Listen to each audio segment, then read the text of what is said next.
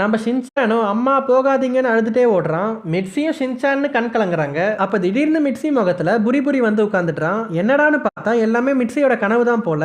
நம்ம ஷின்சான் தூக்கத்துல மிட்சி மேல உட்கார்ந்ததால இந்த மாதிரி கனவு வந்திருக்கும். அங்க சீனை கட் பண்ணா இருட்டான மலைப்பகுதியில் இருக்கிற ரோட்ல ஒரு ட்ரக் வருது. ட்ரக் டிரைவரும் என்னமா வீட்டுல சொல்லிட்டு வந்துட்டியான்னு சொல்லிட்டு, சரி வேணும்னா உனக்கு நான் லிஃப்ட் தரேன், டவுனுக்கு போற வழியில விட்டுடுறேன்னு சொல்றாரு. ஆனா இந்த பொண்ணு என்கிட்ட ரொம்ப வெயிட்டான பொருள் இருக்கேன்னு சொல்ல, அவரும் எவ்வளவு வெயிட்டா இருந்தாலும் பரவாயில்ல, என்கிட்ட தான் ட்ரக் இருக்குல்லன்னு சொல்றாரு. உடனே அந்த பொண்ணும் அவங்களோட பேக கீழே போட்டுட்டு அதுக்குள்ள இருந்து 2 பெரிய துப்பாக்கி எடுத்து ட்ரக்க பார்த்து நிக்கிறாங்க. அதை பார்த்த ட்ரக் டிரைவருக்கு தூக்கி வாரி போட்டுருது. ஆள விடுமா சாமின்னு வண்டியை ரிவர்ஸ்ல எடுத்துட்டு போறாரு. ஆனா அந்த பொண்ணு படத்துல எல்லாம் வர மாதிரி மாசா நின்றுட்டு ட்ரக்க பார்த்து சுடுறாங்க. அப்ப ட்ரக் தண்ணியில விழுந்துருது. அந்த ட்ரக்ல இருந்து ஒரு சூட் கேஸும் விழுது. அந்த பொண்ணும் அந்த சூட் கேஸையே பார்த்துட்டு நிக்கிறா.